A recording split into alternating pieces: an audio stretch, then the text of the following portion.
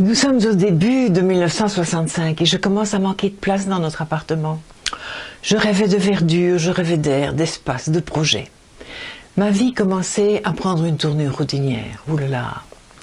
C'est-à-dire que je suis prof à plein temps, je fais mes petits produits de beauté que j'écoule en vente privée chez mes collègues ou bien aux amis de mes amis. Mais tout cela n'a plus grand intérêt. C'est répétitif. Ce qui est excitant dans la vie, c'est la recherche, c'est apprendre. C'est tout ce qui nécessite un dépassement de soi, comme vaincre le doute, vaincre la paresse, oser affronter une certaine insécurité, rêver sa vie, sans faire des représentations imagées, sonores, sensorielles. Oh, voilà, se voir en train de, 3 petits points, s'imaginer être confronté à. Eh bien, c'est comme cela que j'ai imaginé le lieu où je souhaitais vivre. Avoir de l'espace pour y pratiquer diverses activités, avoir un accès direct à la nature sans devoir passer par un ascenseur. Cultiver un jardin, avoir des fraises, des chats, un chien, tout ça, oui. Alors j'ai eu l'idée de vagabonder dans les campagnes, aux alentours de Charleroi, parce que je voulais d'abord définir la région dans laquelle j'aurais envie d'habiter. Et lors de ma deuxième sortie, je me suis trouvée au début d'une allée que je croyais être un cul-de-sac, et au bout de laquelle j'ai eu une apparition. Là, tout abandonné, attendait ma maison coup de foudre. Je l'ai regardée de loin pendant au moins une demi-heure, en essayant de me convaincre que cette demeure n'était pas pour moi parce que ce n'était pas dans mes moyens. Ouais. Alors, étant retombée sur terre, je me suis informée pour savoir si ce village était habité par un notaire. Et c'était le cas. Malheureusement, il n'y a aucune maison à vendre pour le moment dans cette région, me dit le notaire. Et alors que je m'apprêtais à prendre congé, l'idée me vint de lui demander des renseignements concernant la maison abandonnée. Quelle chance m'a pris. Ah, me dit-il, vous êtes intéressé, vous voulez parler de cette vieille demeure du docteur Wouty, qui est mort il y a une quinzaine d'années. Mais figurez-vous que cela fait 10 ans que les héritiers essayent de la vendre. Je suis sûr que si vous en offrez une certaine somme, je suis sûr qu'elle est à vous. Comme le remboursement hypothécaire équivalait à la moitié du loyer de l'appartement, je ne pouvais trouver meilleure argumentation auprès de mon mari qui ne supportait pas l'idée de s'engager à vie pour acheter des cailloux. Eh bien, ça veut dire que dans quelques mois, j'habiterai ce superbe village de Gerpine. Et mes enfants iront à l'école du village, tout comme moi dans mes Ardennes profondes quand j'étais petite.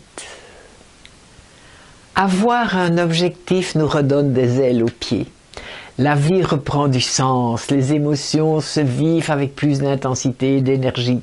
Tout cela circule en nous et autour de nous. J'étais fébrile comme un écureuil. J'allais pouvoir faire des projets d'aménagement et de décoration. Vous comprenez pourquoi je n'ai pas investi dans les cartonnages de Karine Longchamp. Mais j'avais mieux à faire. J'allais apprendre tous les métiers. Car l'homme avec lequel j'avais engagé ma vie était d'accord d'assumer le remboursement hypothécaire. Quant à l'aménagement, il faudrait que je me débrouille. J'allais donc devoir payer de ma petite personne. Dans ma tête, cette maison, je la voyais finie, ayant mis en valeur tout son potentiel. C'était une gentilhommière de 15 pièces, avec comme dépendance une écurie sur la droite, un garage sur la gauche et des baraques à poules et à cochons à l'arrière du bâtiment, qui pourraient être utilisés comme abri ou pergola pour mes futures fêtes champêtres, pour mes garden parties. Ah, cela allait être féerique, grandiose, impressionnant. Puis ma mère a débarqué un dimanche matin, alors que nous venions de recevoir les clés. Elle est sortie de sa voiture, elle a levé les yeux, elle était tellement stupéfaite qu'elle en a oublié de nous dire bonjour. « Mais ma petite fille, tu vas y laisser ta peau dans cette baraque. » Heureusement que la jeunesse est insouciante, sans quoi le monde s'arrêterait de tourner. Or, combien de fois n'ai-je pas pesté sur l'intransmissibilité des apprentissages? Il me semblait que, pour que le monde soit plus harmonieux, nos expériences devraient s'inscrire dans notre ADN et alimenter ainsi les générations successives. Mais je prends conscience à l'instant, aujourd'hui, voilà, que cela relève plus du diable que du divin. Heureusement que je ne voyais pas cette maison avec les yeux de ma mère, parce que je serais retourné directement dans mon appart à Charleroi. Durant quelques mois, les week-ends furent plus joyeux que productifs. Nombreux étaient les amis qui proposaient leurs services. Mais comme le maître des lieux n'avait pas hérité d'un couteau suisse dans chaque main, il ne savait pas s'improviser organisateur de chantier. Alors le nombre de casiers de bière était grandissant chaque week-end, et je passais plus de temps à éplucher des patates qu'à éplucher les murs de leur vieux papier peint. Comme j'avais décidé le réaménagement d'une pièce à la fois du sol au plafond avant de passer à la suivante, les travaux ont duré des années. Et sur la liste des urgences, le premier point est de restaurer la cuisine pour la rendre plus ou moins opérationnelle. La cuisine équipée, ce sera pour plus tard. Et tout de suite après la cuisine, il faudrait penser à aménager une chambre de bébé. Et oui, je suis prise, comme disait ma grand-mère. Ah, quand on dort avec son chien, on attrape ses puces, disait-elle. Et la naissance était prévue pour le mois d'octobre. J'avais 6 mois devant moi pour m'exploser dans la décoration. Alors certaines femmes achètent des aiguilles à tricoter et des pelotes de laine. Eh bien, moi j'achète des foreuses et des scies sauteuses. Comme on est en plein boom des outils électriques pour monsieur tout le monde, eh bien je fais l'attraction du magasin Ferrouti du boulevard Théroux. Car je suis la seule femme à franchir les portes de ce lieu avant-gardiste et à discuter boulot avec tous les mecs en bleu de travail qui sont ravis de m'apporter leur connaissance du métier. Et comme je suis bon élève, je progresse très vite. Et comme j'aime les défis, rien ne m'arrête. Je décide que pour la chambre du bébé, une trop grande hauteur de plafond est déconseillée, d'autant plus que le chauffage central ne sera installé que l'année prochaine, et que j'installerai provisoirement un radiateur à bain d'huile. Alors je me fais livrer par camion une dizaine de plaques de cette nouvelle matière appelée aggloméré. Il n'en existe alors qu'une seule épaisseur, c'est 22 mm en 2,40 m de long. Et chaque plaque pèse un bœuf. J'ai dû découper mes plaques en unités transportables par mes petits bras et les hisser par-dessus un système de chevrons apparent. Ben oui, à l'époque, je ne savais pas encore faire un chaînage. Et le résultat fut déplorable. Et alors, pour cacher mes erreurs, eh bien, j'ai dû tapisser les plaques. Mais mis à part cela, eh bien, la chambre fut une réussite. Un magasin d'un nouveau style s'était ouvert à l'avenue Louise. Cela s'appelait la Maison du Jardin. Tout pour l'enfant. De la bande ombilicale aux meubles laqués, en passant par les papiers peints, les rideaux et autres petits meubles bijoux aux motifs assortis. C'était à vous couper le souffle. Il faut dire qu'on sortait du lit breton en chêne marron et de la bassine en zinc. Alors ma mère, eh bien, elle a cassé sa tirelire pour m'offrir la chambre complète en laqué blanc. Et de mon côté, j'ai entrepris de fabriquer le papier peint au pochoir en parfaite adéquation avec ma petite tirelire à moi. Dans le grenier de ma belle-mère, j'ai découvert 2 berceaux, l'un immense, avec une crosse d'1,80 m de haut que j'ai décapé, repeint et garni de 20 mètres de plumetis blanc. C'était féerique. Il donnait l'impression d'être en apesanteur dans la pièce. Et le second berceau, plus petit, plus rond, plus ramassé, que j'ai garni de Vichy à petits carreaux roses et blancs. Celui-là était destiné au rez-de-chaussée de la maison, là où on avait décidé d'installer un poêle à partir du mois de septembre. On a passé tout ce premier hiver dans 2 pièces chauffées, la cuisine et une sorte de petit salon où on faisait tout. Notre chambre n'avait pas encore bénéficié d'un aménagement plus confortable. Et personnellement, eh bien, je me rhabillais pour aller dormir. Il gelait dans toutes les pièces, car les châssis étaient terriblement défectueux et laissaient passer la bise partout où le mastic avait rendu l'âme. Mais l'avantage des chambres froides est que les scènes de ménage sont très éphémères. Ben oui. Il faut se mettre en cuillère pour se réchauffer.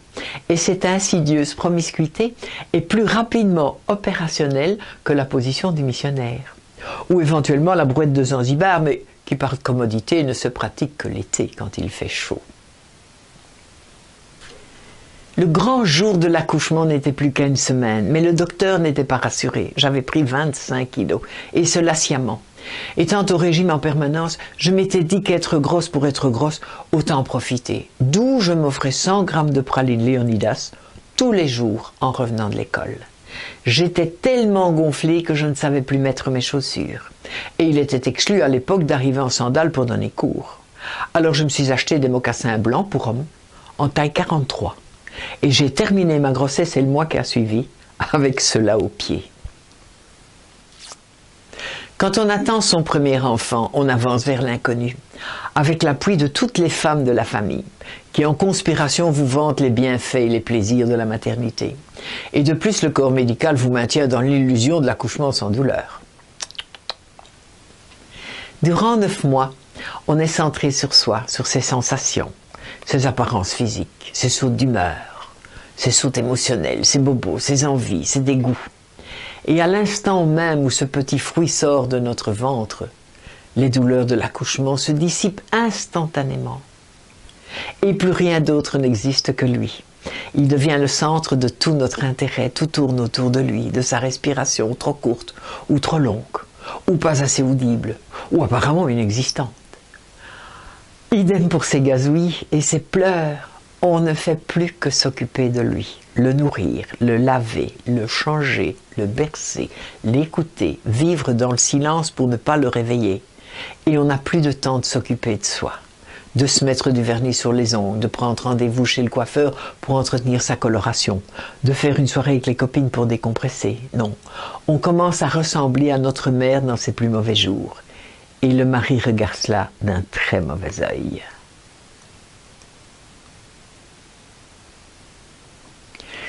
À l'époque, la péridurale n'existe pas. Et les vidéos d'accouchement en live, eh ben, c'est tabou. Alors on obéit comme des veaux. On fait tout ce qu'on nous dit, et cela du mieux qu'on peut. Pendant que 10 pères Dieu fixent vos orifices les plus intimes, qui, indépendamment de votre contrôle, émettent des bruits, des odeurs et des humeurs dégoulinantes. Je me souviens d'un jeune médecin qui m'avait convoqué en salle de travail pour percer la poche des os, et qui me pressait de serrer les cuisses en retournant dans ma chambre parce que j'inondais le sol de sa salle. La féministe au fond de moi a rejailli. Je lui ai envoyé un regard assassin et je l'ai traité de pauvre con. C'était le fils du patron de la clinique. Mais ma remarque a fait le tour de l'hôpital, car le jeune con n'avait pas non plus la cote auprès du personnel. À l'époque, on ne nous mettait pas le bébé tout mouillé sur le ventre, non, on le lavait. On l'emmaillotait tout serré comme une momie. Et c'est comme cela que mon petit zouzou atterrit dans mes bras. Sa frimousse toute chiffonnée ressemblait à ce que pourrait être ma mère à 80 ans. C'était très émouvant. Mais je n'avais personne avec qui partager cela. Durant la nuit, l'infirmière avait essayé à 4 reprises de joindre le père de notre futur enfant pour annoncer le commencement du travail. Mais le téléphone restait muet. Il était, paraît-il, tellement angoissé qu'il avait dû décompresser avec ses copains et beaucoup de chopes. Alors c'est vers 11 heures le lendemain matin qu'il est apparu dans l'embrasure de la porte, les yeux rougis et le visage bouffi d'alcool. Et bêtement, j'étais contente de le voir et de lui présenter mon cadeau. Bêtement. La cerise sur le gâteau fait ma rentrée à la maison. Comme mon mari prenait sur ses heures de boulot pour venir me chercher à la maternité après les 10 jours réglementaires et me reconduire à la maison, il était convenu qu'il me déposerait devant la porte et repartirait travailler directement. Je fis donc mon entrée seule dans la maison avec mon couffin. Il faisait glacial dans le corridor en marbre et j'avais hâte de me retrouver dans la seule pièce chauffée de la maison. Mais hélas, le poêle n'avait plus été allumé depuis quelques jours. La cuisine et le séjour étaient un véritable foutoir. Chargé de vaisselle sale et comble de la désolation, les cendres retirées du fourneau gisaient à même le sol. J'ai éclaté en sanglots. Je me sentais prise au piège d'une situation qu'il me faudra assumer avec une téméraire véhémence, sous peine de devenir une mauvaise mère et de reproduire chez mon enfant le traumatisme de l'abandon que j'avais connu moi aussi quand j'étais petite. Au secours, la vie.